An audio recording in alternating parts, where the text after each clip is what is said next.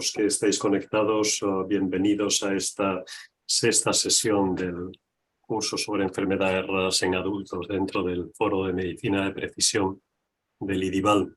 Vamos a repasar el diagnóstico y el manejo de los pacientes con disminución de los niveles de fósforo en sangre con hipofosfatemia. Y para eso hemos invitado a la doctora Cristina Eller-Vainicher. Ella es directora de la Clínica de Enfermedades Óseas en el Hospital Policlínico de Milán. Es una experta en patología metabólica ósea, en general en patología mineral y de forma muy especial. Tiene experiencia muy directa en el manejo de los pacientes con hipofosfatemia. Thank you very much, Cristina, for coming, and it's your time. Thank you very much for the invitation. I'm very pleased to be here, and so if not in presence, quite perfect. Okay. Yeah. Okay. So today I will make an overview about the diagnosis and the management of the persistent hypophosphatemia, focusing on adults patients because I'm an endocrinologist of the adults. And here you can see my agenda. As you know, phosphate is an element that is required for several physiological processes. And in particular, it's very important for bone mineralization. Indeed, the bone represents the major phosphate store. 80% of phosphate is inside bone, and only minus that 0.5 is in extracellular. Phosphate is finally regulated by three hormones that, and we see this regulation in the next slide. And in presence of alteration of the serum phosphate, patients can develop several symptoms that are directly associated by the degree of the alteration and also by the acuity of the onset of this regulation. Patients with mild to moderate hypophosphatemia usually present mild symptoms like muscle weakness, bone pain, but they could also experience fractures or pseudofractures. More severe symptoms are present only in patients with acute hypophosphatemia and severe hypophosphatemia, so lower than 1 mg/dL. But we have also to remember that a lot of patients with mild to moderate hypophosphatemia can be also completely asymptomatic. Phosphate is an element that is acquired by the diet, and luckily it is abundantly present in many foods, so it's very rare to have patients that present an isolated dietary phosphate deficiency. Phosphate is mainly absorbed by the small intestine, in particular in the duodenum, and its absorption is regulated by calcitriol. So calcitriol represents the principal hormone that induces an increase in serum phosphate. Serum phosphate is freely filtered by the kidney, but it is also reabsorbed quite completely in the proximal tubule. And this reabsorption is regulated by two hormones, not one, two, PTH and FGF23. Both of them inhibits the ability of the kidney of reabsorbing phosphate. So they both induce an hypophosphatemia, the development of hypophosphatemia due to phosphate wasting. But these two hormones present some difference because PTH on one hand induce phosphate wasting, but on the other hand stimulate phosphate absorption, intestinal absorption, inducing activation of calcitriol.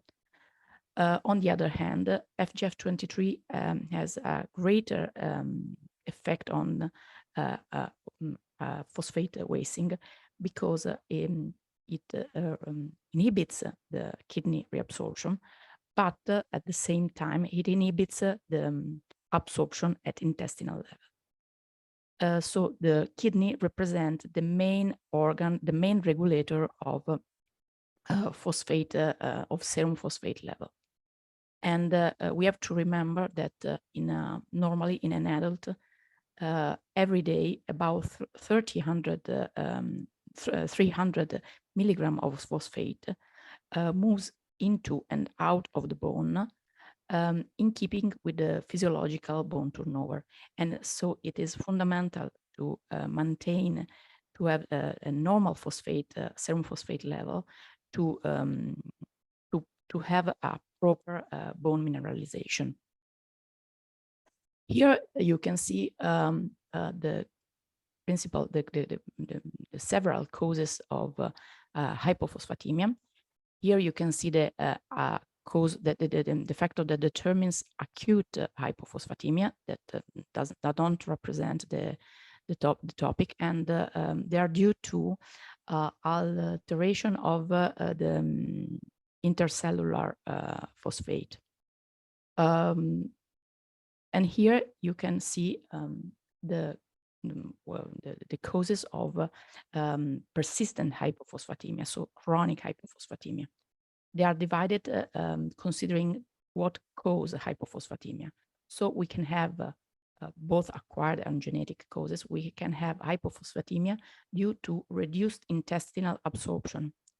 As I told you before, it's not very frequent to have reduced absorption due to malnutrition. We can find hypophosphatemia only in the presence of severe malabsorption or anorexia, or in presence of or iatrogenic, if a patient take, for example, phosphate binding like sevelamer or drugs containing aluminum or magnesium, or otherwise in presence of severe vitamin D deficiency. So we don't have a proper level of calcitriol. But there are also very rarely the vitamin D resistant rickets form. So the vitamin D, the calcitriol, is not able to induce the absorption because of alteration of the receptor. But we can also have patients that present hypophosphatemia due to an excessive excretion due to PTH excess. Obviously, the first pathology that we have to consider is primary hyperparathyroidism. That is a disease that is characterized but not only by hypercalcemia, but often by hypophosphatemia due to high level of PTH or inappropriately normal PTH levels. But not only in primary hyperparathyroidism we can find hypophosphatemia, but also in all the other situations in which we found high levels of PTH. So all the situation of secondary hyperparathyroidism, for example, vitamin D deficiency, malabsorption, reduced calcium intake, and so on. Moreover, we can have hypophosphatemia if we have a kidney alteration, so tubular defects that can be congenital, like in Dent syndrome, cystinosis, or a hypophosphatemia associated with hypercalciuria, but also in acquired situation like the use of a lot of drugs like glucocorticoids, loop diuretics that are widely used, or in other in other patients that present, for example, that developed Fanconi tubulopathies like adefovir and tenofovir, so in patients with HIV or HBV hepatitis. All these causes are the most common. And so when we are in front of a patient with hypophosphatemia, firstly, we have to think about these conditions. But we have also to remember that there are conditions that are characterized by hypophosphatemia that are due to an excessive secretion of FGF23 that induce an increased excretion at kidney level. Also in this case, we can have genetic causes but also acquired. And my presentation will focus on these pathologies. Then from a clinical point of view, what we have to do in front of a patients with hypophosphatemia. Obviously, the first thing is to confirm hypophosphatemia. So to confirm that is a chronic condition. So obviously not only one venous sample. And we have to check previous exams and so on. Then we have to look for possible symptoms, as I told you. So if the patients present muscular weakness, pain, fractures, and which is the story of these symptoms. Moreover, we have to look for the common causes, as I told you before. So vitamin D deficiency, primary and secondary hyperparathyroidism, and the drugs that I have mentioned. So we have to keep in mind that these are probably the most common causes of the hypophosphatemia. But we have also to make a more proper clinical assessment of rare causes. So we look for personal history and familial history. We have to visit the patients and obviously to evaluate the biochemical exams.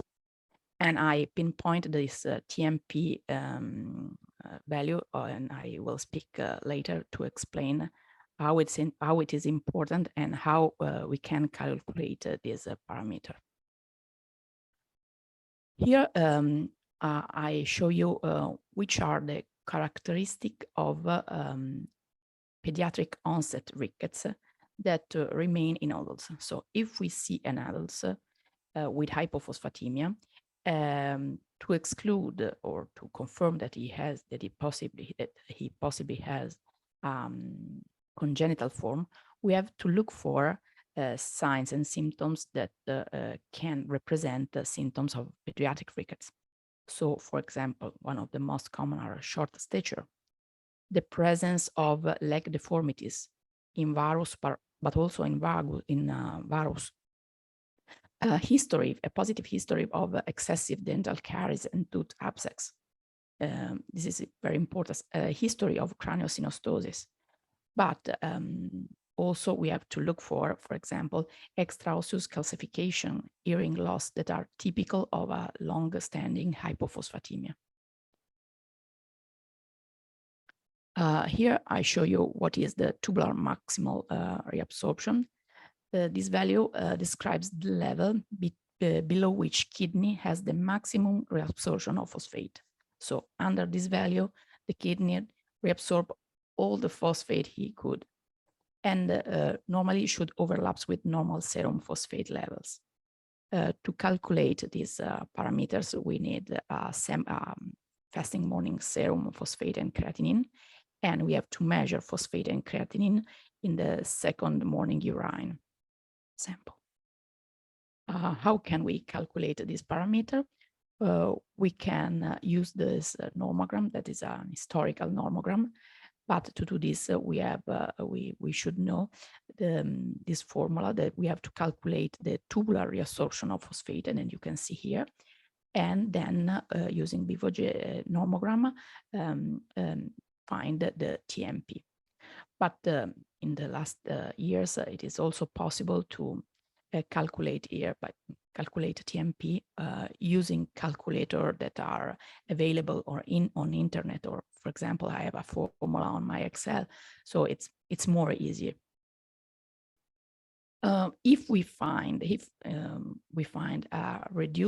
increased or normal high TMP, we can conclude that this hypophosphatemia is not due to kidney problems, so it's extrarenal, it's due to an impaired absorption, etc. On the contrary, if we find that a low TMP, low or normal low, we should know that the problem is the kidney. So if in presence of, for example, 2.5 milligram per deciliter of phosphate, we find that in this condition, kidney does not reabsorb all the phosphate, this means that this kidney has a problem. Obviously, I return on the concept that we have to correct hypovitaminosis D, hyperparathyroidism, all the common condition before go on this diagnostic program.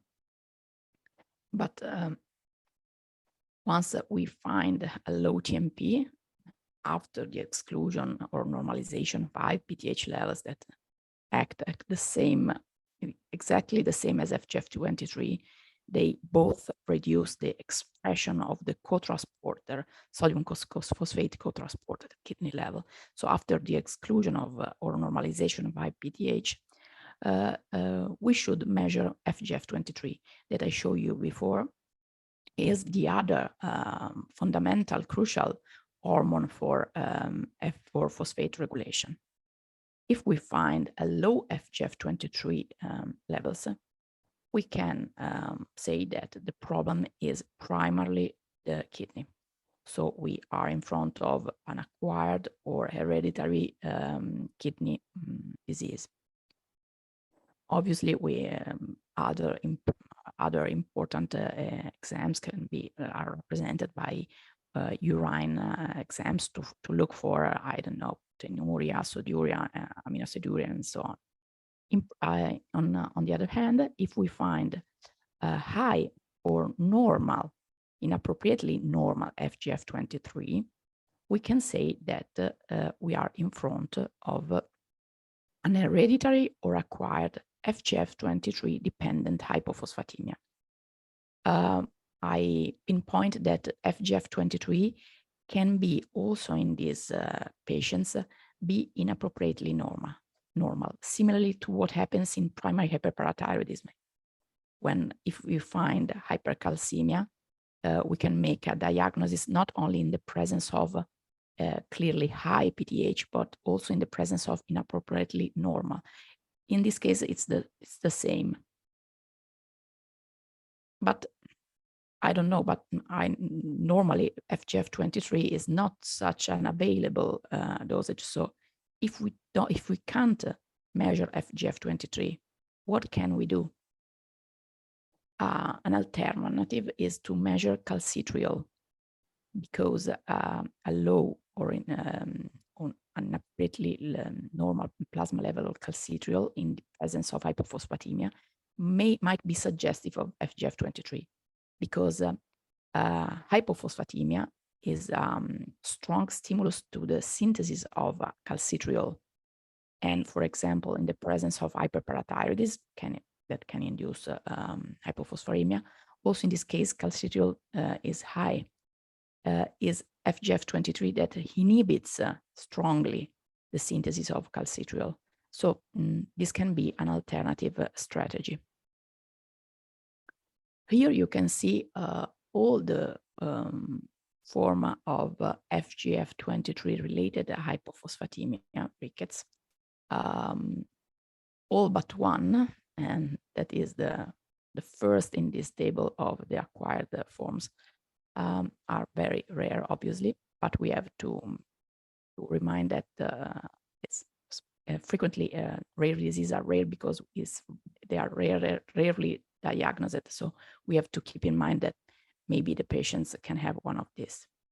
They are very similar in terms of biochemical presentation, but we will try to understand how can we move to suspect one or another, and what can we do with patients affected with one or the other. If we have an adult patients in whom we find symptoms or signs of pediatric onset of rickets or a positive family history, we are quite sure we can obviously suspect a congenital form. And if we find a positive history, family history that is suggested, that is in keeping with an X-linked inheritance, or an autosomic dominant inheritance, we can proceed with a genetic analysis and directly with a direct sequencing so FEX gene for XLH, that is an X-linked disease, or in case of an autosomic dominant inheritance with the analysis of FGF23. Or otherwise, we can use all the same next generation sequencing with which we analyze more genes altogether. But we have also to remember that we can have also patients that present, for example, pediatric signs, signs of suggestive of pediatric onset of rickets, that present a negative family history, and this is not surprising, because we have also to remind that there are also recessive forms like autosomic recessive hypophosphatemic rickets type 1 and type 2. But also up to 30% of XLH patients have an apparent negative family history, partially due to de novo mutation, but also because this disease have variable penetrance. So there can be patients, parents that apparently have a normal phenotype. So on the other hand, the question is, if I am in front of a patient, an adult patient, who do not present the typical sign of pediatric onset rickets and as a negative family history, can I rule out a genetic form, or a genetic form should be considered all the same? Obviously, the answer is that a genetic form could be all the same considered. So in these cases, we should perform, obviously, next generation sequences and look for possible mutation in all the genes that can be involved. Only in the absence of a genetic finding, we have to look for tumor-induced osteomalacia, and I see later what this disease is characterized. I have only to make a personal consideration, because just hypophosphatemia is not so rare. So frequently we can be in front of an adult patients with only a mild hypophosphatemia, apparently persistent. So we see the patients 2 or 3 times, and he always present this value. But if we had no signs or symptoms, a negative family history, no offspring desire, no complications, nothing, we find low phosphate for another cause. One strategy is to watch and see, keep calm, and wait and see, not to not consider the hypophosphatemia, but to wait and reevaluate patients, not to proceed directly with genetic. This only obviously for patients with very mild symptoms. And in particular, we mustn't start a therapy before making a diagnosis. Otherwise, it will be impossible to understand the possible development of symptoms, the real alteration of the patient. So it's better to wait and see, and only in a second time maybe make a genetic analysis or so on. Obviously, this is in patients that are otherwise healthy. For example, in osteoporotic patients, and osteoporosis may represent symptoms or signs, we have to pay attention with the use of anti-resorptive drugs, so biphosphonate and denosumab, because we have to remember that these drugs are contraindicated in presence of osteomalacia. So we can make not a good choice. Tumor-induced osteomalacia, as you know, is a very rare acquired disorder that is mediated by an excessive production of FGF23 by mostly benign mesenchymal tumors. Rarely, actually, we can find cancer, but only in very rarely. And these mesenchymal tumor are usually very small and can be located all over our body, but frequently in the head or in the extremities. So also feet, pelvis. As exactly in patients with TIO, we can see exactly the same mechanism that we see in patients, for example, with X-linked hypophosphatemia. In patients with X-linked hypophosphatemia, the mutation of FEX gene induced an excessive production of FGF23. In TIO patients, the mesenchymal tumor produced an excess of FGF23. And this excess of FGF23 induce an increased phosphate extraction, reduced calcitriol production, reduced phosphate absorption, and eventually hypophosphatemia and bone defects. But we are going to look for differences and similarities. So now we have seen the similarities. What about the differences? In most of the cases, the presentation is different. In particular, patients with TIO experience much more frequent fractures. Fractures are present in patients with XLH or other forms of genetic hypophosphatemic rickets.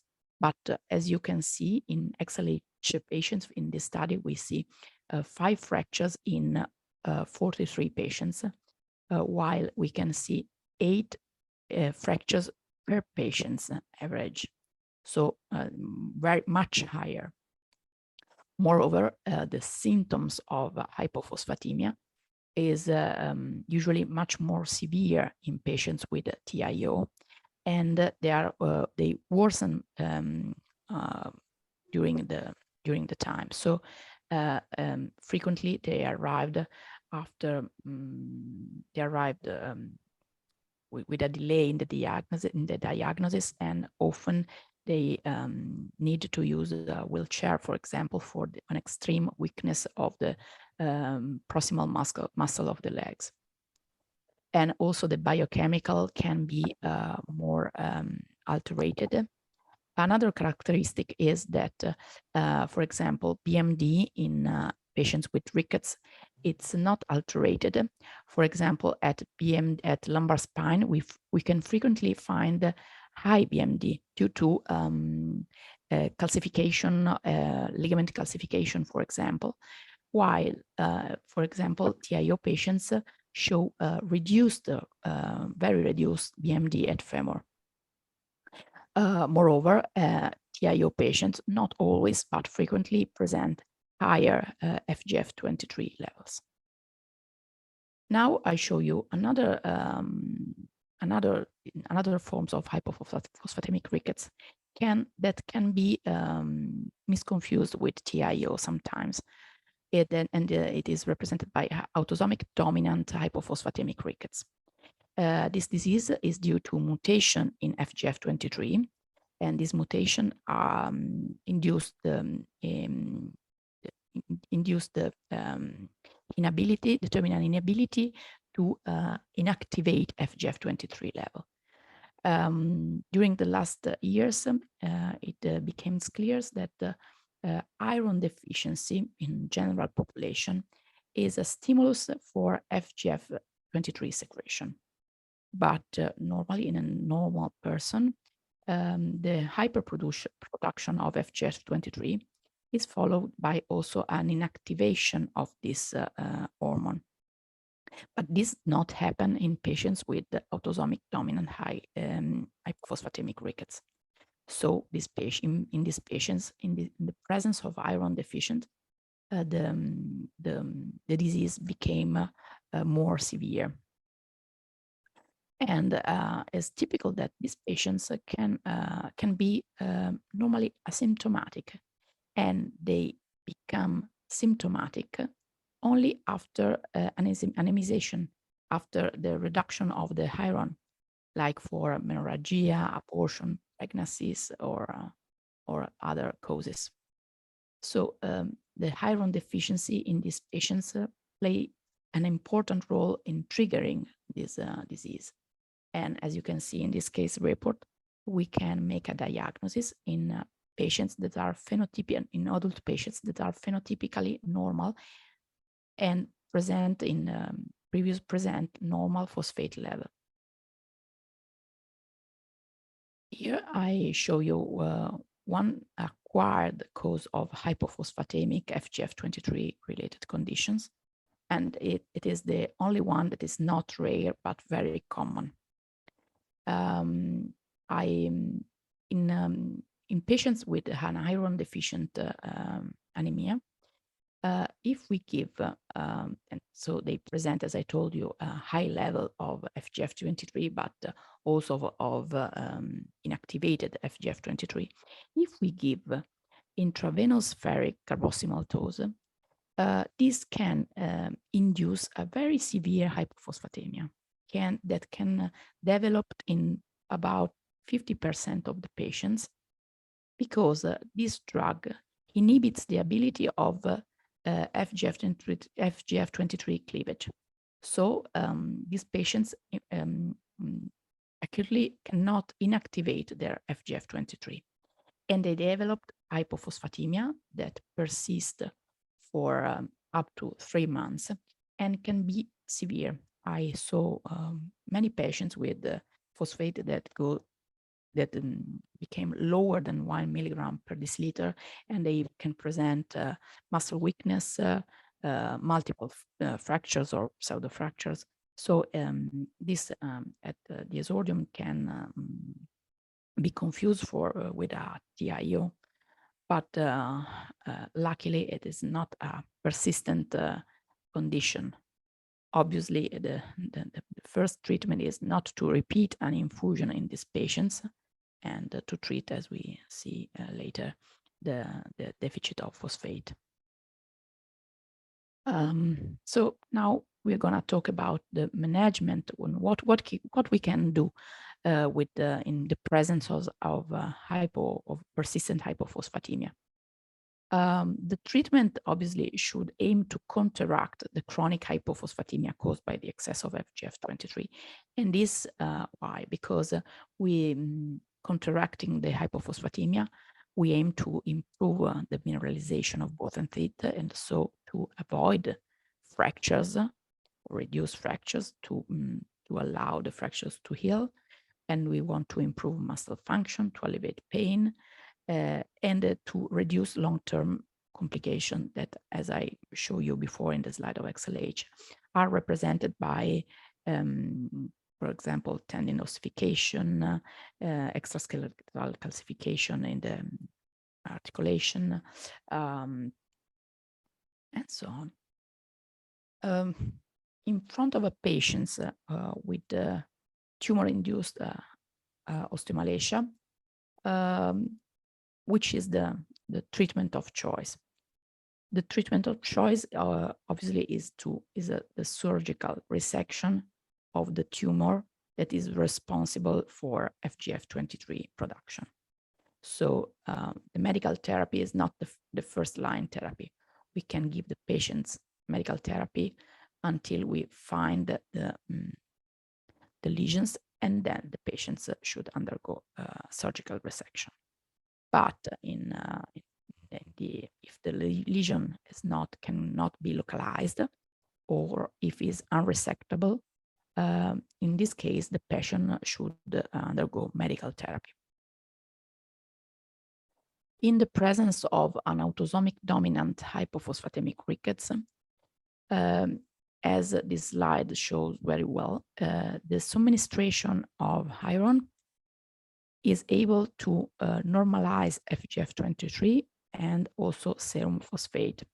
So before considering conventional therapy with phosphate and calcitriol, in these patients we have to correct firstly the iron deficiency, and only after that considering a possible treatment. which is the conventional therapy for this kind of disease. The conventional therapy is represented by phosphate salts and calcitriol. So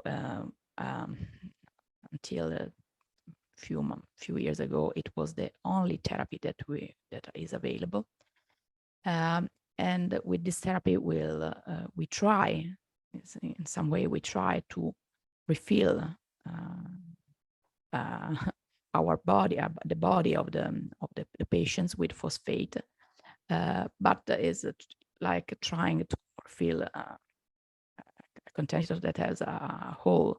So it's quite impossible because the phosphate loss is maintained. Moreover, if we give to the patients phosphate, we stimulate the secretion of FGF23 and also of PTH because they respond to the administration of phosphate. So it's like a circle vicious. So if we give to these patients phosphate, we also have to remember to give also calcitriol, and this for two reasons. First, to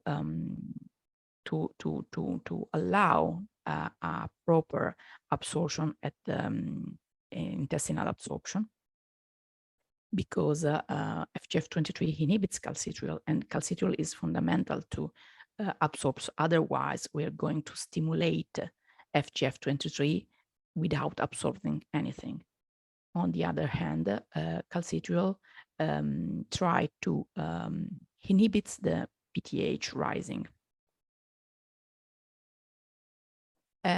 What we have to expect from this therapy?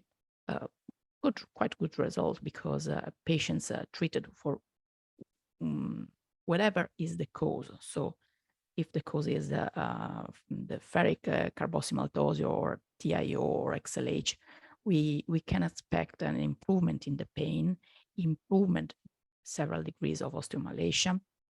But this therapy presents also several side effects.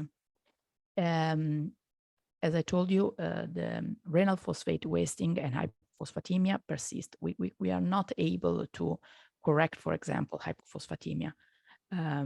Otherwise, if we give to the patients a dose as high as what is needed to correct hypophosphatemia, we will for sure induce complication. But we will never see normalization of phosphatemia.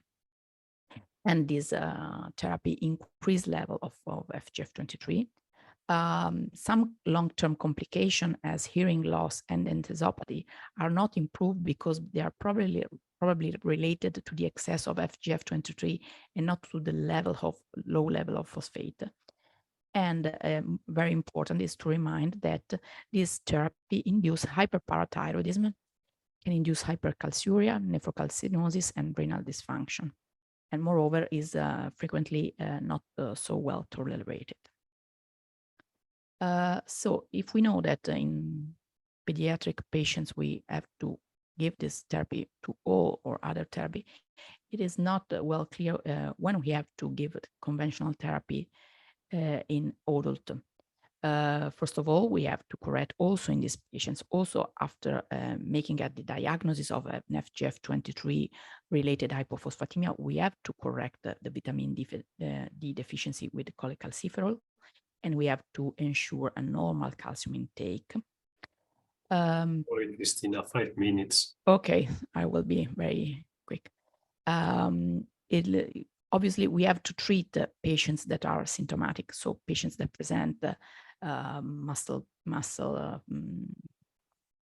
pain, pseudofractures, and so on, lactating or pregnant women.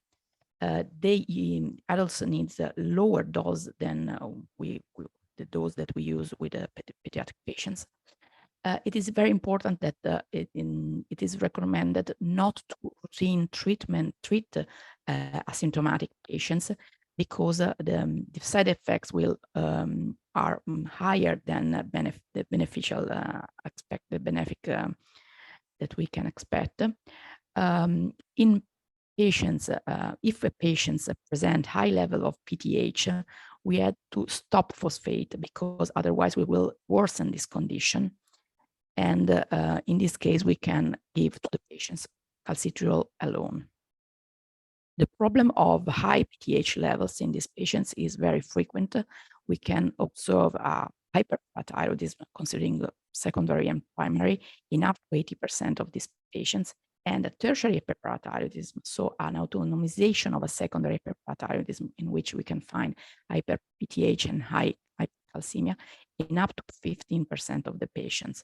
In these patients, conventional therapy should be discontinued, and these patients should undergo, if possible, to surgery to subtotal parathyroidectomy, or if it's not possible, to Cinacalcet alone. The problem is that patients, as you can see here, present a worst biochemical presentation and complications that improve after the surgery. Now we have also, for some patients, the possibility to use brosmab, that is a monoclonal antibody against FGF23. So it's a sort of etiological therapy, and counteracting the action of FGF23, this drug tend to normalize serum phosphate and therefore to improve mineralization and so on. The problem is that it is approved only for XLH patient. Here in Italy, recently we can started to use it also for the adult patients, and in some countries possible also to use it in patients with the tumor-induced osteomalacia. As what happens in pediatric patients, these drugs normalize or quietly normalize phosphate that is able to improve the clinical presentation and also to dramatically improve the healing of the fractures, because these patients have an impaired ability to heal fractures. In this moment, we have only data up to 96 months weeks, as you can see.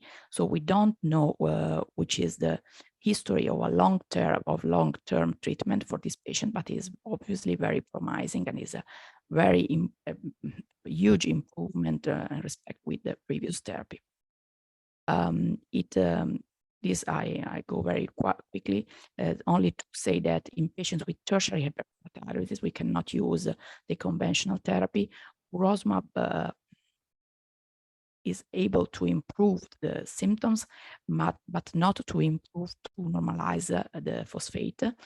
And also in this patient, the parathyroidectomy improved the biochemical response to this drug. And this drug also exert positive effects on TIO patients that cannot go to the surgery. Just the last slides to recall that this very rare disease, that is the autosomic recessive rickets due to MPP1 mutation, due to the reduced extraskeletal level of pyrophosphate and adenosine, lead to the development of arterial calcification that can be responsible of Gachy syndrome in the newborn, but also of rickets in the adults. And these possible complications are not could be not normalized by the use of the traditional therapy, but neither with the brosmab. And nowadays we can also only use the conventional therapy. But a recent study in an animal model shows us that an enzymatic therapy can lead to a resolution of this situation. And actually, there is an open clinical trial on adult patients with MPP1 deficiency. So in the future, we hope to have a lot of more drugs to use in a different situation. Thank you for the attention. Thank you very much, Dr. Eller-Vainicher, for this excellent review of the diagnosis and treatment of hypophosphatemia We have very little time, but I'd like to know your opinion about what are the mechanisms of the extraskeletal calcification and enthesopathy in patients with hypophosphatemia? Probably is due to the excess, the FGF23 excess and other alteration due to FEX mutation. So as in the bone, we see an alteration of the mineralization that is not only due to excess of FGF23, but also for an impaired production of osteopontin. Probably also in the extraskeletal, there are other factors that can lead to this condition. And probably we will learn something with the long-term study with burosumab to see if burosumab is able to counteract this or if we have to look for other mechanism on which we have to. Okay, so for the sake of time, we have to stop here, and thank you very much again for participating in this course. Thank you. Y pasamos a la última charla de la tarde, por eso la menos importante. Y es una charla que tiene que ver con tratar de conocer cuál es la visión de los pacientes. Y para hablarnos de ello, de la visión de los pacientes, tenemos al don Juan Carrión Tudela. Juan Carrión es presidente de FEDER, de la Federación Española de Enfermedades Raras, desde hace casi 10 años. Como saben, FEDER es la principal organización de pacientes de enfermedades raras en nuestro país. Agrupa, creo que a más de 400 organizaciones de pacientes, y él es también el presidente de la Alianza Iberoamericana de Enfermedades Raras, que es un poco la traslación a Sudamérica de FEDER. Le agradezco mucho su participación en este curso y estamos deseosos de saber qué opinan los pacientes de todo esto. Muchas gracias, y sí que me voy a apoyar de forma directa en ella. Agradecer de manera especial pues, el que se nos permita al paciente participar en este importante foro de enfermedades raras. Agradecer, por supuesto, al Instituto de Investigación Sanitaria Valdecilla y Dival, y sobre todo también a todos y cada uno de los patrocinadores que hacen posible que foros como el que esta tarde y estos días estamos compartiendo, pues nos permite a todos, ¿no? Poner de manifiesto la necesidad de compartir el conocimiento en enfermedades raras, sobre todo las buenas prácticas, ¿no? y ayudarnos entre todos, ¿no? En la ponencia que yo tengo la oportunidad de compartir esta tarde con ustedes, quiero poder trasladarle, ¿no? lo que esperamos los pacientes, ¿no? Hemos tenido la oportunidad de conocer pues, a lo largo de esta formación ponencias muy importantes que nos han permitido profundizar en determinadas patologías, en esas más de 6.172 enfermedades que a día de hoy tenemos identificadas. Pero cuando hablamos de enfermedades raras y sobre todo de las expectativas que tenemos los pacientes, pues muchas veces he tenido la oportunidad, ¿no? de compartir con todas las personas, ¿no? que los pacientes y las familias que convivimos con estas patologías, lo que no tenemos es tiempo, ¿no? Y sobre todo es algo que hemos tenido muy presente, ¿no? en la conmemoración del Día Mundial de las Enfermedades Raras que hemos celebrado este pasado 28 de febrero, ¿no? Donde prácticamente a nivel internacional hemos trasladado esa necesidad de garantizar una equidad, ¿no? en el acceso al diagnóstico, al tratamiento, y sobre todo lograr un mayor impulso a la inversión en investigación, porque la investigación es nuestro futuro y nuestra esperanza, ¿no?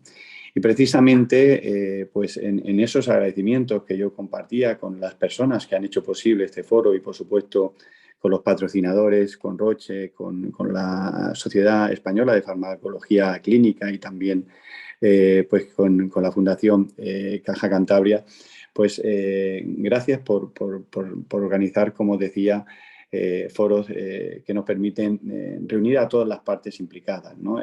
Profesionales de los diferentes ámbitos sanitarios, social, educativo, de igual forma investigadores, también estudiantes. En definitiva, tenemos que juntos responder a esa atención integral que requerimos y que precisamos los 3 millones de españoles que convivimos con estas enfermedades raras, huérfanas o poco frecuentes de manera especial en nuestro país.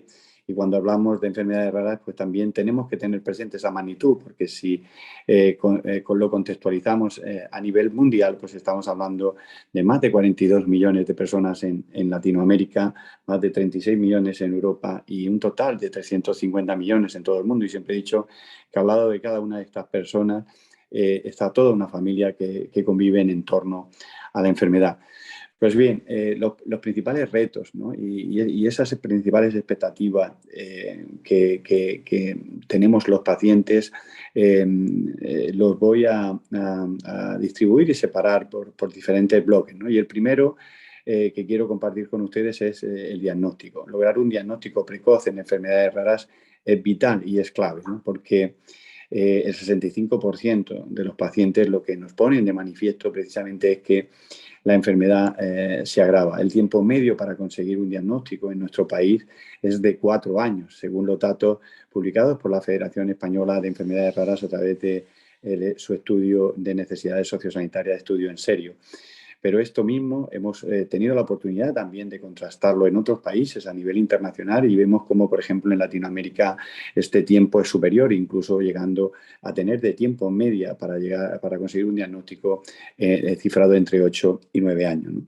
Pero centrándonos en nuestro país, vemos como ese diagnóstico que tiene como tiempo de media para conseguirlo 4 años, vemos como también hay un importante porcentaje, en torno al 20% de las personas que superan incluso una década, prácticamente 10 años, para ponerle nombre a su enfermedad, o personas que llegan incluso a fallecer sin todavía ponerle ese nombre a la enfermedad. Por lo tanto, la clave para poder garantizar un diagnóstico precoz, tenemos que ser capaces nosotros también de ponerla encima de la mesa, ¿no? Y cuando ponemos de manifiesto esas perspectivas para conseguir un diagnóstico, pues lo tenemos que hacer teniendo en cuenta pues el cribado neonatal, también ese análisis clínico y el análisis genético. Y aquí tenéis que permitirme también que os pueda describir, ¿no? Cuáles son esas situaciones, ¿no? Porque a FEDER, una federación que representa hoy a más de 420 organizaciones de pacientes en todo el país, en España, también a través de nuestro servicio de información y orientación que prestamos de forma directa, pues recibimos numerosas consultas relacionadas fundamentalmente con el ámbito del diagnóstico. Y para lograr ese diagnóstico precoz tenemos también hoy como puesto encima de la mesa la implementación y la aplicación de la medicina de precisión personalizada y también la medicina genómica. Y esto es importante y clave, ¿no? El priorizar en esta medicina personalizada y precisión para lograr también ese diagnóstico precoz en enfermedades raras. Hablar también, y es una prioridad para los pacientes cuando estamos hablando del diagnóstico y abordándolo, es precisamente hablar de las desigualdades en el acceso al cribado neonatal. Vemos comunidades autónomas en nuestro país, como es el caso de Murcia, que incluye hasta 40 enfermedades raras en el cribado neonatal. Otras comunidades autónomas, como es el caso de Aragón, que incluye 30, pero también tenemos una comunidad como es Cantabria, que incluye tan solo 9 patologías, ¿no?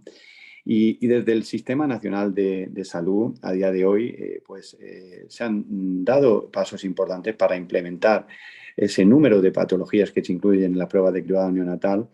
Digamos que la última actualización se ha desarrollado el pasado 17 de febrero del 2022, incluyendo hasta 11 enfermedades raras, pero como observamos, vemos esa difícil situación de inequidad en cuanto al número de patologías que se incluyen en las pruebas de cribado neonatal en las diferentes comunidades autónomas. Y aquí es donde nosotros decimos que estamos supeditando el acceso a este tipo de pruebas precisamente al código postal de residencia del paciente. Y esto es algo que los pacientes no podemos permitir, es algo que los pacientes desde el movimiento asociativo reivindicamos.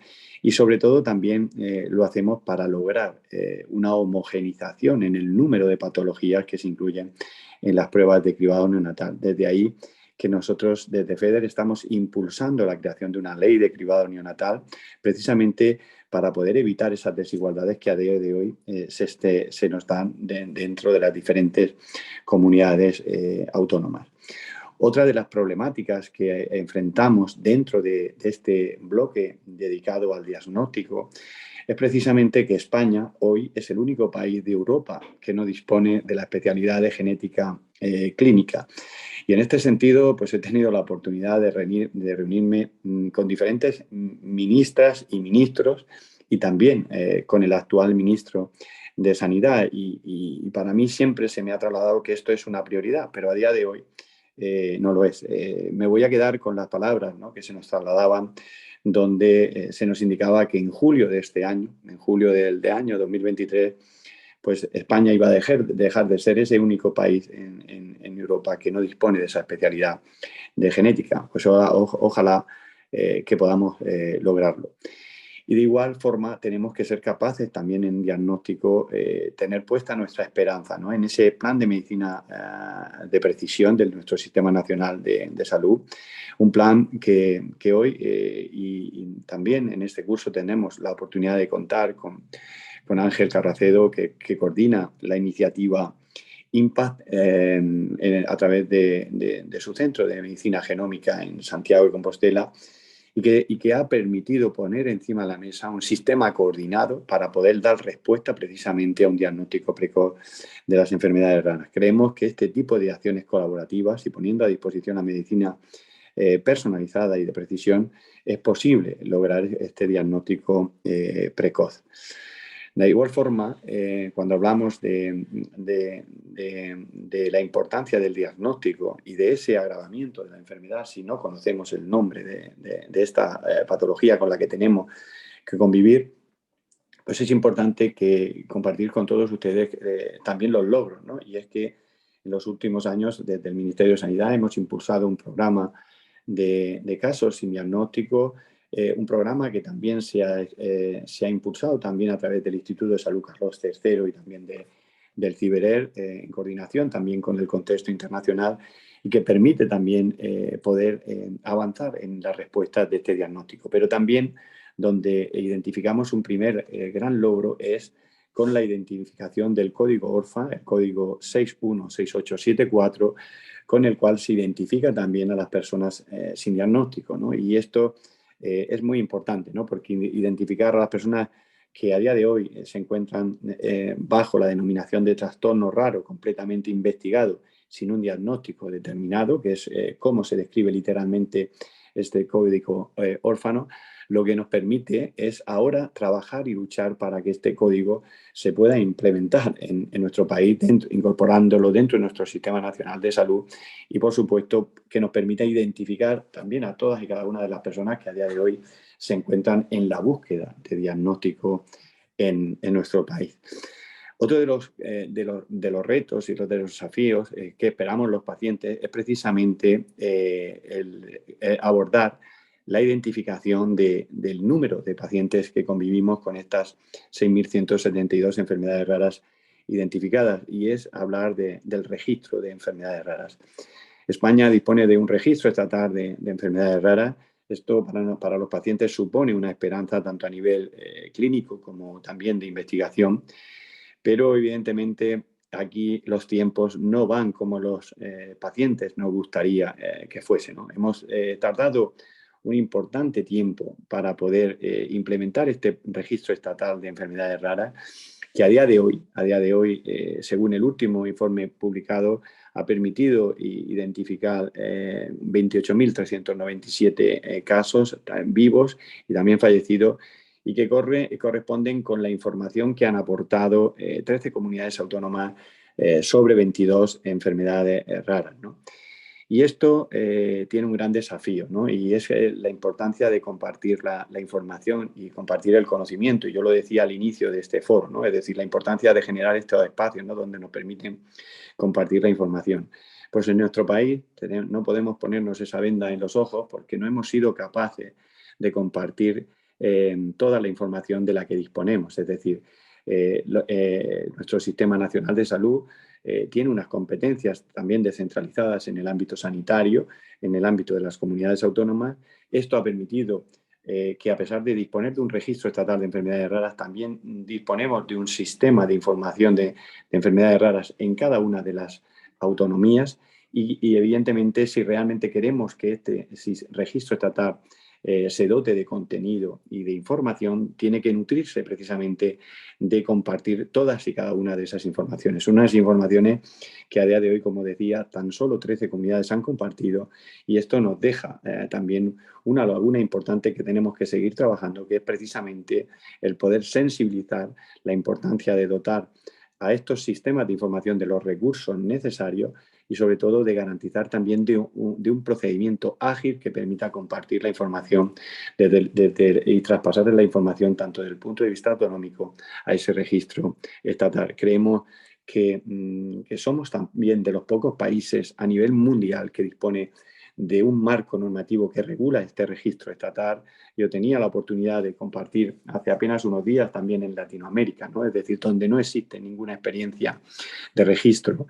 Es decir, pues la importancia, ¿no? de poner en valor este tipo de iniciativas, ¿no? En países como Francia y Alemania, pues sí que se ha impulsado alguna iniciativa de este tipo, pero evidentemente nosotros tenemos que ser capaces de poderlo implementar y desarrollar. Y esto es algo que los pacientes también esperamos.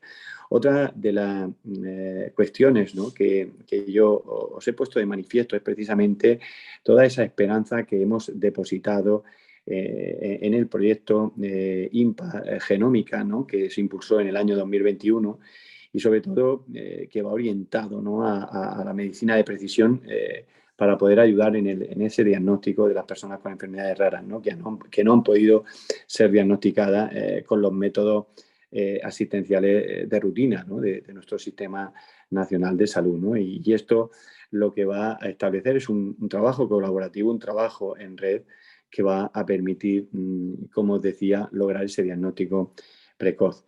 Otra de los retos y desafíos que esperamos los pacientes es que España dispone de una estrategia europea que se implementó en el año 2009, pero una estrategia europea que también tenía unas directrices claras, y es poder desarrollar en los contextos autonómicos de nuestro país planes de atención integral, estrategias que permitieran definir todas las líneas de trabajo a desarrollar en cada una de las comunidades autónomas. Y el mapa que nos dibuja España en el contexto autonómico, una vez que se ha implementado la estrategia nacional desde el año 2009, una estrategia que se debería haber evaluado en el año 2014, que estamos en el año 2023, todavía no la hemos sido capaces de evaluarla, aunque también se nos ha trasladado desde el Ministerio pues que esto iba a comenzarse en este mismo año 2023, pero a fecha de hoy todavía esto no es una realidad. Pues también informar y compartir con ustedes, ¿no? que es importante que ustedes conozcan, ¿no? que dentro de ese contexto autonómico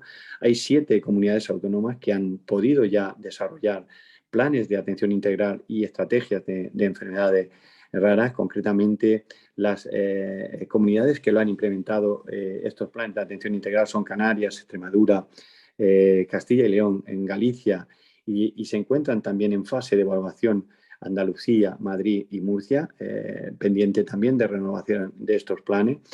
Y luego también vemos cómo hay otras iniciativas que también no disponen de planes, no disponen de estrategias, sí disponen de organismos asesores, como puede ser el País Vasco, que tiene un comité asesor, Cataluña, que dispone de un modelo de atención, Navarra, que tiene un plan, pero nunca se ha publicado, la Comunidad Valenciana, que establece un decálogo, ¿no? Pero también existen comunidades autónomas que no disponen, como decía, de ningún plan, de ninguna estrategia y de ninguna iniciativa, y como es el caso también de la Comunidad de Cantabria, que es importante trabajar para que podamos impulsar también iniciativas en este sentido. Y esto es algo que transmiten los pacientes y que necesitamos los pacientes que se impulse en nuestro país.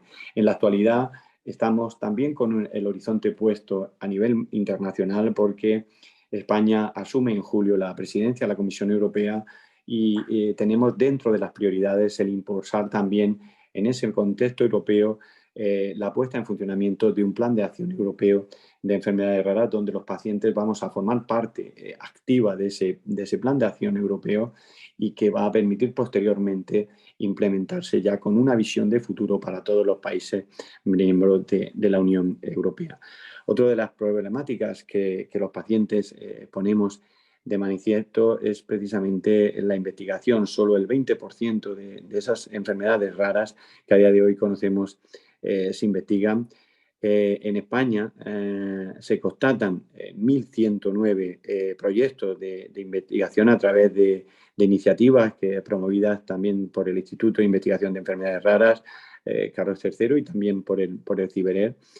Pero somos conscientes de que tenemos que también ser capaces de transformar iniciativas en nuestro país que permitan también lograr una mayor inversión en investigación y también, ¿por qué no decirlo?, establecer también una acción colaborativa que permita también a la sociedad en general poder invertir también y poder apoyar lo que es la investigación específica en enfermedades raras. Estamos en la actualidad, durante este año y también en los próximos años, hasta el año 2025, asistiendo también al impulso que nos dota también la convocatoria Ramón y Cajal, que va a permitir también impulsar la investigación. Pues queremos que iniciativas de este tipo que permiten también al sector privado lograr una incentivación fiscal de hasta un 100% precisamente para invertir en investigación, pues sean fórmulas, ¿no?, que podamos poner de trabajo en nuestro país que posibiliten lograr una mayor inversión, donde por una parte el sector público invierta más en investigación, más de nuestro Producto Interior Bruto en investigación, pero también desde el sector privado también se puedan lograr esa inversión haciéndolo también atractivo, como ocurre en otros países.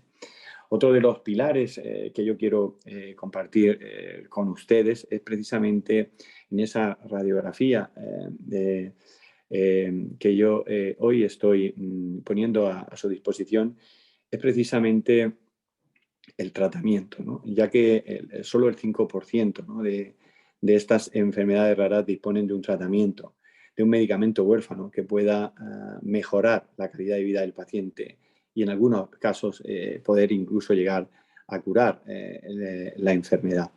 Pues en este sentido, pues también cobra mucha importancia precisamente el factor del tiempo, ¿no? Y cuando les decía al inicio de esta exposición que los pacientes, las familias, lo que no disponemos es precisamente de tiempo.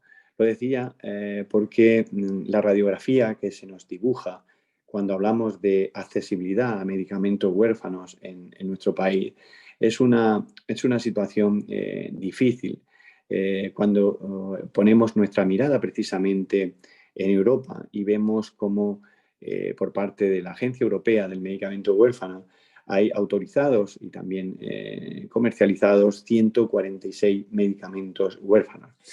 Y vemos también cómo de esos 146 medicamentos huérfanos incorporados en nuestro Sistema Nacional de Salud, a día de hoy tan solo hay 63, ¿no?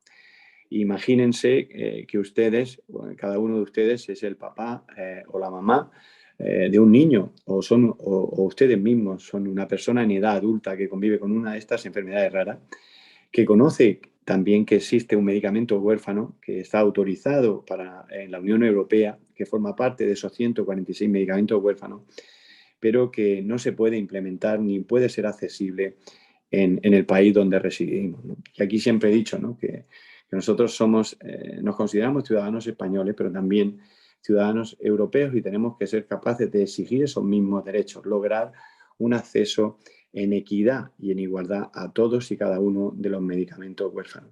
Desde la Federación Española de Enfermedades Raras también hemos identificado también situaciones de inequidad y de desigualdad a estos medicamentos huérfanos, sobre todo cuando acceden por la fórmula como medicamento en situación especial o extranjera, donde vemos situaciones que difícilmente podemos fundamentar o justificar. Vemos pacientes de una misma patología donde en una comunidad autónoma acceden a ese medicamento huérfano en situación especial o medicación extranjera, y otro mismo paciente con el mismo diagnóstico, con el mismo perfil en otra comunidad vecina en donde apenas nos separan unos kilómetros, todos son dificultades de acceso a estos medicamentos huérfanos, no acceden. Y esto lo que provoca es una situación de indefensión, en este caso, para el paciente. Y muchas veces tenemos que, además de convivir con estas patologías, pues tenemos que judicializar estos procesos, denunciar a la administración para poder garantizar un acceso en equidad a un medicamento huérfano. Esto es algo que está ocurriendo en nuestro país, es algo que nosotros hemos transmitido desde la Federación Española de Enfermedades Raras a nivel ministerial, sobre todo para lograr que estos procesos pues se puedan garantizar también en equidad y en igualdad a cualquier paciente, en este caso que requiera de un acceso a un medicamento huérfano. De igual forma, en lo que es accesibilidad a medicamentos huérfanos, desde la Federación Española de Enfermedades Raras también hemos identificado diferentes partes del proceso en donde hemos transmitido al Ministerio la necesidad de establecer procedimientos transparentes para todas las partes implicadas, sobre todo en el proceso de fijación y precio, donde los procesos administrativos no pueden tener demoras que superan incluso los 2 años, ¿no? Es decir, no podemos demorar un proceso que tiene como tiempo máximo 6 meses, llegar incluso a lograr tener demoras superiores a esos 2 años. Eso tenemos que ser capaces de simplificar también todos los procesos administrativos que puedan garantizar esa accesibilidad. Y en otra parte importante donde se cuenta con el paciente es precisamente en la elaboración de los informes de posicionamiento terapéutico necesarios para la implementación de un medicamento huérfano en nuestro país, ¿no? Y aquí sí que observamos donde en una parte se cuenta, pero evidentemente luego no hay el feedback que los pacientes requieren, ¿no? Pues estamos trabajando también con todas las partes implicadas para lograr de forma directa el que el paciente pueda tener una participación activa y que contando con el paciente podamos también lograr ese feedback en todas las partes del proceso, ¿no? Garantizando esa plena transparencia. Pues esto es algo que yo quería hoy compartir con ustedes y sobre todo compartir con ustedes con el deseo, ¿no? de que sean conscientes de que lo que los pacientes y lo que las familias necesitamos. Pero esto es una perspectiva desde el punto de vista sanitario, y lo que también me gustaría trasladarle es esa atención integral que requiere el paciente que convive con una enfermedad rara, porque no solo hay que responder a las necesidades sanitarias, sino también tenemos que responder a las necesidades sociales, a las necesidades educativas y también a las necesidades laborales.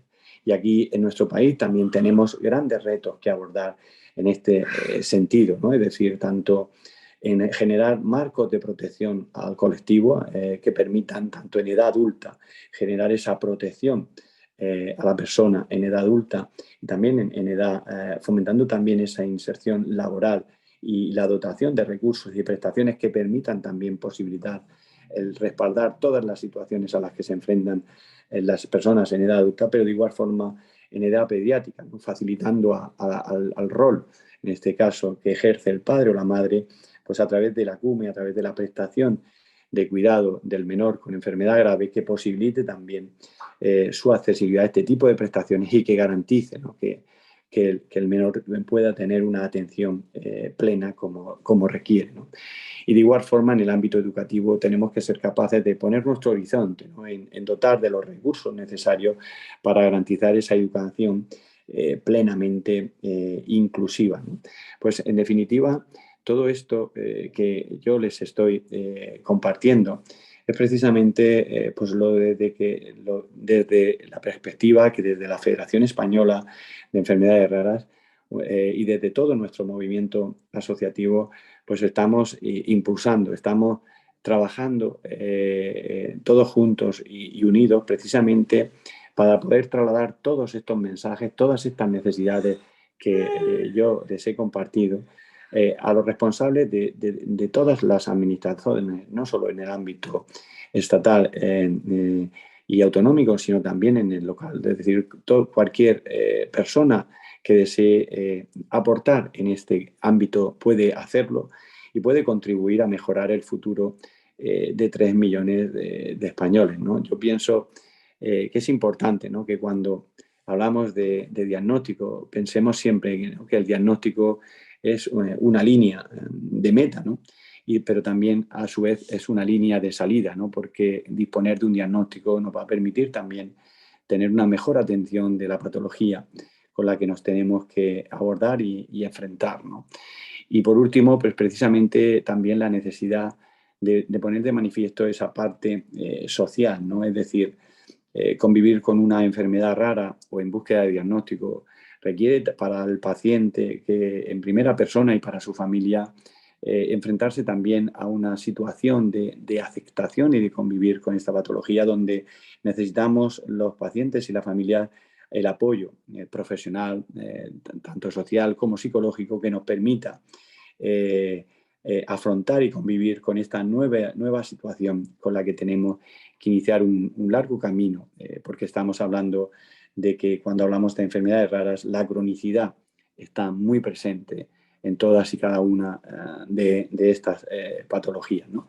Pues esto que yo les he compartido es algo que también en el contexto mundial desde la Federación estamos trabajando y no lo estamos haciendo solo, lo estamos haciendo de la mano de alianzas como es Eurordis en Europa, como es RDI, Rare Disease A, a nivel mundial, y también con la Alianza Iberoamericana de Enfermedades Raras, Huérfanas o Poco Frecuentes a nivel en la región de Latinoamérica. Un movimiento asociativo cohesionado a nivel mundial, sobre todo para reivindicar todas y cada una de las necesidades a las que tenemos que hacer frente para mejorar el futuro de todos y cada uno de nosotros. Pues permítanme que les agradezca a todas y cada una de las personas que estáis hoy participando y escuchando activamente de este foro de enfermedades raras, por supuesto al comité organizador y a los patrocinadores por hacer posible este tipo de iniciativas que permiten también que la voz del paciente se escuche, ¿no? Y que la voz del paciente esté presente. Por supuesto, tenemos que lograr situar al paciente en el centro del sistema. Es importante contar con el paciente y para eso, de igual forma, tenemos que contribuir a que en los diferentes foros el paciente se integre, un paciente activo, empoderado, que pueda también ayudar y compartir toda su experiencia, porque siguiendo este camino, pues nos va a permitir, como decía, lograr, contando con la experiencia que aportan los pacientes, lograr tener un futuro mucho mejor en nuestro país. También somos conscientes de que tenemos que seguir trabajando, es decir, sería egoísta por mi parte, y lo digo bien, sería egoísta por mi parte echar la mirada hacia atrás. Prácticamente hace un par de décadas estas enfermedades raras en nuestro país eran enfermedades invisibles, no formaban parte de la agenda social, no formaban parte de la agenda pública. Y hemos logrado, gracias a ese movimiento asociativo cohesionado, lograr que estas enfermedades raras empiecen a ser consideradas una prioridad social y sanitaria dentro de nuestro sistema nacional de salud. Hemos logrado que todos los responsables políticos, y aquí lo digo bien, de todos y cada uno de los colores políticos, logren tener esa sensibilidad e incorporen también en sus planes, en sus programas, acciones concretas para dar respuesta al colectivo de personas con enfermedades raras. Y siendo conscientes de que hay mucho todavía por hacer, pues estoy seguro que contando con el apoyo de todos y cada uno de ustedes, los pacientes no nos vamos a sentir solos y vamos a poder tener la oportunidad de poder seguir avanzando, ¿no?, para poder lograr un futuro mejor. Pues hasta aquí, ¿no? Es un poco mi presentación. Para terminarla, yo siempre quiero y deseo, ¿no?, compartir pues, cualquiera de mis intervenciones y también lo hacen el resto de compañeros, pues con todas aquellas personas que ya no están con nosotros, tanto niños como adultos, que forman parte de esa familia de las enfermedades raras. Ellos son precisamente los que nos transmiten esa fortaleza, esa fuerza, pues para seguir luchando.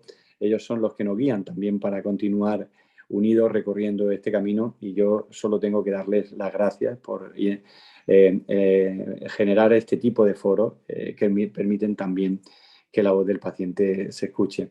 Y por supuesto, si hubiese alguna cuestión, pues estaré encantadísimo de poder responderla, y espero y deseo, ¿no?, que en estos minutos haya podido también trasladarle a todos y cada uno de ustedes precisamente, ¿no?, esos retos y esos desafíos que esperamos los pacientes lograr con la ayuda de todos. Muchas gracias, Juan. Muchas gracias por ofrecernos la visión de los pacientes y además por hacerlo con ese entusiasmo y esa pasión y ese compromiso que traduce la intervención. ¿Cuáles son las barreras? Es decir, nos ha planteado una serie de cosas que gustarían y que sería bueno tener, pero ¿cuál es la barrera? ¿Es que somos un país pobre? ¿Somos un país mal organizados? ¿Pasamos de esto?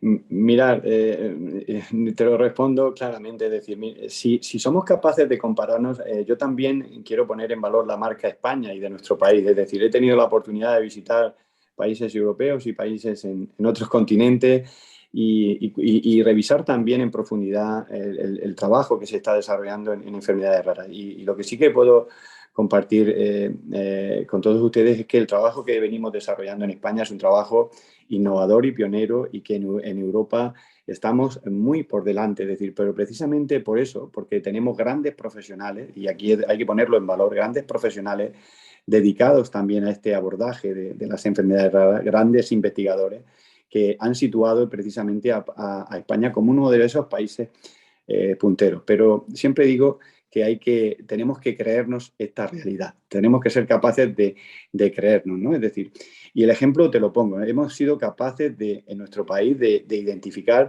296 CESUR, centros y unidades de referencia especializadas, donde hemos sido capaces de concretar y canalizar los profesionales de referencia, expertos, junto también con los pacientes.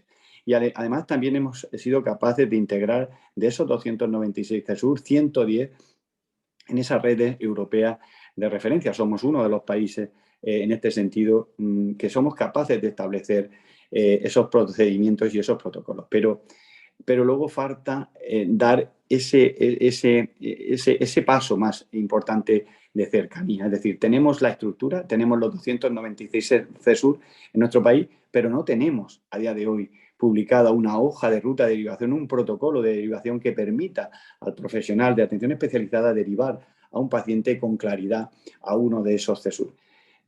Existe también un gran desconocimiento, y lo digo en general, en los profesionales sanitarios, de la existencia de estos CESUR. Es decir, hemos tenido hasta hace muy poco, hasta hace apenas 2 años, estos CESUR se publicaban también en la web del Ministerio. Ha sido una de las reivindicaciones que desde FEDER hemos trasladado. Es decir, al final tenemos mucha información, pero no somos capaces de que esa información llegue a todas las partes implicadas. Y esto es uno de los grandes desafíos.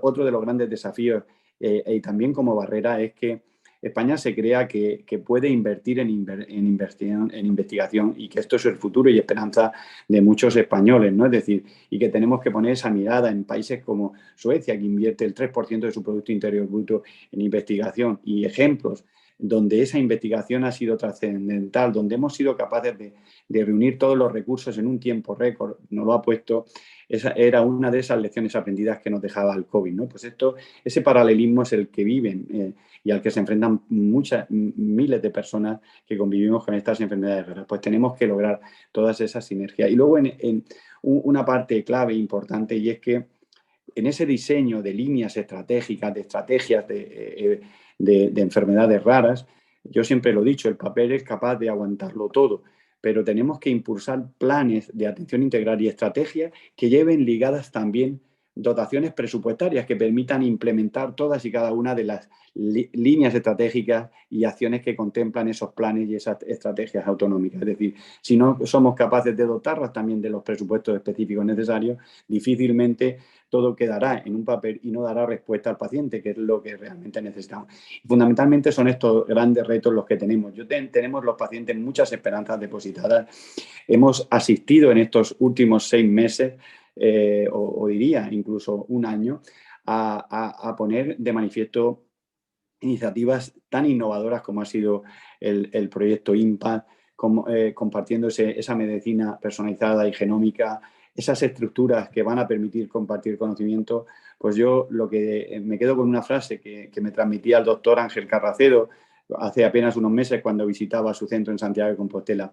No podemos permitir tener estructuras como la que tú estás hoy viendo con tus compañeros en Santiago, en todas las comunidades autónomas, pero sí que podemos establecer procedimientos que permitan poner a disposición lo que tenemos en determinados espacios y lugares a disposición de todos los ciudadanos que lo necesitan. Pues yo creo que el gran desafío es precisamente el compartir todas aquellas infraestructuras que tenemos y sobre todo lograr que se puedan impulsar todo aquello que sea necesario para seguir avanzando y lograr ese diagnóstico precoz tan necesario de esta patología.